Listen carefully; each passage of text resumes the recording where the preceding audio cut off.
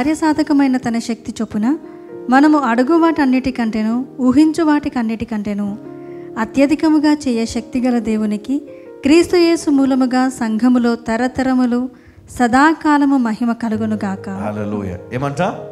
మనం అడుగు వాటికంటే ఊహించిన వాటికంటే అత్యధికముగా ఇచ్చే దేవుడు. హల్లెలూయా. ఇక్కడ చూడండి, అబ్రహాము దేవుడే మన దేవుడు కదా, అవునా? అవునా కదా? మరి అబ్రహాముకు సమకూర్చిన దేవుడు మనకును సమకూరుస్తాడని నీకు తెలియదా? పక్కన వాళ్ళని అడగండి. అమ్మా, అబ్రహామును సమకూర్చినటువంటి దేవుడు ఏం సమకూర్చాడు? సరి అయినటువంటి స్థలములో సరి అయిన సమయములో అతనికి కావాల్సినటువంటి దహన బలికి సంబంధించినటువంటి పొట్టేలును దేవుడిచ్చాడు కదా, తన కుమారుని కాపాడాడు కదా. మరి నీకు కూడా మరి అలాగే దేవుడు ఇస్తాడట. హల్లెలూయా. పరీక్ష పెడతాడు. వేదనలోనూ ఉంటావు, బాధలోనూ ఉంటావు, దిగులుతో ఉంటావు. ఇంట్లో సారాకు తెలియదు పరిస్థితి. తెలిసి ఉంటే ఆమె పంపించేది కాదు కదా. తర్వాత తెలిసింది, ఏడ్చింది. కానీ లాభం ఏంటి? కానీ ఇక్కడ మనం చూస్తాం మన జీవితంలో కూడా మరి అలాంటి పరీక్షలు ఎన్నో ఉంటాయి. చూడండి, హెబ్రీ 11:6 ఒకసారి చదువుకుందామా? విశ్వాసము లేకుండా దేవునికి ఇష్టడై ఉండుట అసాధ్యము. దేవునికి ఇష్టడై ఉండుట అసాధ్యము. దేవుని యొద్దకు వచ్చువాడు ఆయన ఉన్నాడనియు. చూడండి, దేవుని యొద్దకు వచ్చువారు ఆయన ఉన్నాడనియు, తన్ను వెదుకు వారికి ఫలము దయచేయువాడని. ఏమంట? తనను వెదుకు వారికి ఫలము దయచేయువాడనియు నమ్మవలెను కదా అని నమ్మవలెను కదా. హల్లెలూయా. ఆయన ఉన్నాడని, ఆయనను వెదుకు వారికి ఫలము దయచేయువాడని నమ్మాలి కదా మనం. చూడండి, అందుకనే దీనులకు దేవుడు ఏమిస్తాడంటే జ్ఞానం ఇస్తాడంట. దిగులు పడొద్దు, జ్ఞానము దేవుడు ఇస్తాడు. బలహీనులకు దేవుడు ఏమిస్తాడు? బలముని ఇస్తాడు. ధైర్యంగా ఉండాలా, అధైర్యపడొద్దు. యుద్ధమునకు వెళ్ళు వారికి ఏమిస్తాడమ్మా? ఆయుధములను దేవుడు. దుఃఖములో ఉన్న వారికి ఏం కావాలి? ఆదరణ. దేవుడు ఆదరణ ఇస్తాడు. ప్రతి అవసరతకు తగిన కృపను దయచేస్తాడు ఆయన.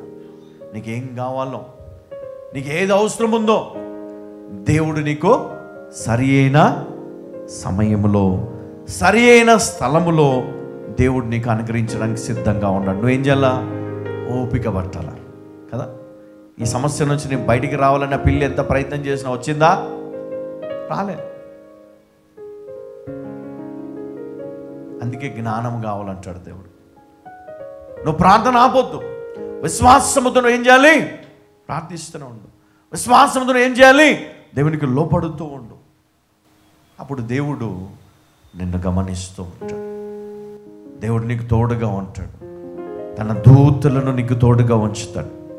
నువ్వు వెళ్ళాల్సిన సమయంలో, నువ్వు చేయాల్సిన పనిని ఇదిగో విజయవంతముగా, ఇదిగో నీకు రావాల్సిన ఘనత, నీకు రావాల్సిన ధనము, నీకు రావాల్సిన ప్రతిదీ సకాలంలో సమయంలో తప్పకుండా దేవుడు నీకు ఇస్తాడు. హల్లెలూయా. అరే, నేను ప్రయత్నం చేశాను కానీ నాకు రాలేదు. దేవుడు అంతకంటే మంచిది నీకు ఇస్తాడమ్మా. నువ్వు ఎన్నో ప్రయత్నాలు చేసి ఉండొచ్చు ఒక ఉద్యోగం కోసం, ఒక కంపెనీలో, కానీ దేవుడు అక్కడ నీకు ఇవ్వలేదు. దేవుడు వేరేది ఇస్తాడు. ఎందుకు? నీకు అక్కడ మంచి లేదు కాబట్టి. దేవునికి తెలుసు ఎప్పుడు ఇవ్వాలి, ఎక్కడ ఇవ్వాలి. మనం ఏం చేస్తాం? నాకు ఇక్కడే కావాలి, ఇప్పుడే కావాలని ప్రార్థన చేస్తాం కదా. కాబట్టి కొన్నిసార్లు మనం ఆలోచనతోటి వెయిట్ చేయాలా. అప్పుడు దేవుడు సహాయం చేస్తాడు. చూడండి, ఒక సందర్భంలో ఏమన్నాడు? నిన్ను విడువను ఎడపాయను, యెహోవాయే నా సహాయకుడు. దేవుడు నిన్ను విడిచిపెట్టడు. దేవుడు నీకు తోడై ఉంటాడు.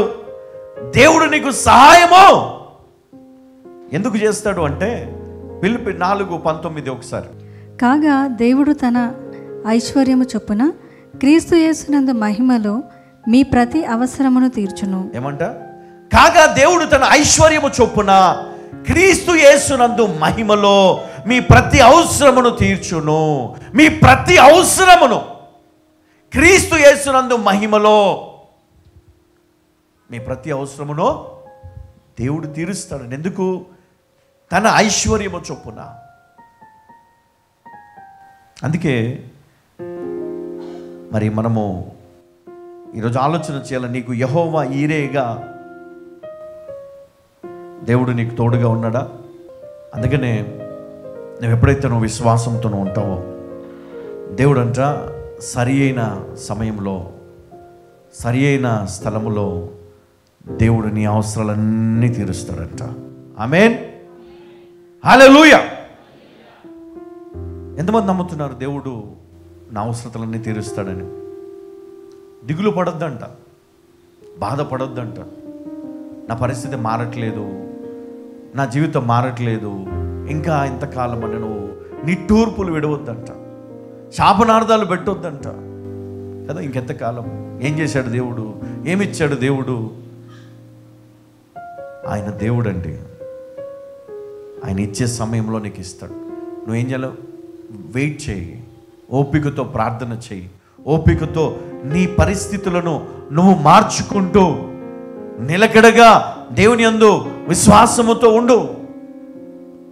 అందుకే నేను ప్రయాసపడి భారం మోస్తున్న సమస్త జనులారా కదా, నా యొద్దకు రండి, నేను మీకు విశ్రాంతిని కలగజేస్తాను.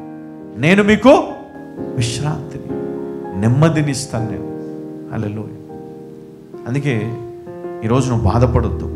అయ్యో నేను అనుకున్న జరగలేదు, నేను అడిగింది ఇవ్వలేదు, నా పరిస్థితి మారట్లేదు నువ్వు అనుకోవద్దు. నీకు ఆశ ఉంది, ఆరాటం ఉంది, నీ ముందు పెద్ద పోరాటం ఉంది. దాన్ని జయించే జ్ఞానము దేవుడు ఇస్తాడు. దానిని ఎదిరించే జ్ఞానము దేవుడు నీకు ఇస్తాడు. దాంట్లో పరిగెత్తే శక్తిని దేవుడు నీకు ఇస్తాడు. కానీ నీకు అన్యాయం చేయడు దేవుడు. నీ చెయ్యి విడిచిపెట్టాడు దేవుడు. నీ కుటుంబాన్ని విడిచిపెట్టాడు, నీ కుటుంబాన్ని ఆశీర్వదిస్తాడు. ఇదిగో లోకమంతా చూస్తుండగా నీ బంధువుల ఎదుట దేవుడు నీ కుటుంబాన్ని హెచ్చించబోతున్నాడు, దేవుడు ఆశీర్వదించబోతున్నాడు, నిన్ను గొప్పగా దేవుడు దీవించబోతున్నాడు. నమ్మిన వారంతా గట్టిగా ఆమేన్ చెప్పండి. ఆమేన్. నేను నమ్మాను, నేను విశ్వసించాను, దేవుడు నన్ను ఆ విధంగా ఆశీర్వదిస్తాడు. ఓపిక పట్టాను, చాలాసార్లు వేదన, చాలాసార్లు బాధ, చాలాసార్లు మరి ఎన్నో విషయాల్లో పోరాడి నిలబడి మరి ఈరోజు నిజంగా మరి దేవుడు చేస్తున్న నా జీవితంలో నేను అనుకునే ప్రతిదీ దేవుడు నాకు అనుగ్రహిస్తూ ఉన్నాడు. అందుకే మీరు కూడా మీ జీవితంలో ఏమి కలిగి ఉండాలి అమ్మా? దేవుని యందు భయభక్తులు కలిగి మీరు ముందుకు మీ జీవితంలో సాగి వెళ్ళాలి. అప్పుడు దేవుడు మీకు కావలసిన ప్రతిదీ మీకు అనుగ్రహిస్తాడు. హల్లెలూయా.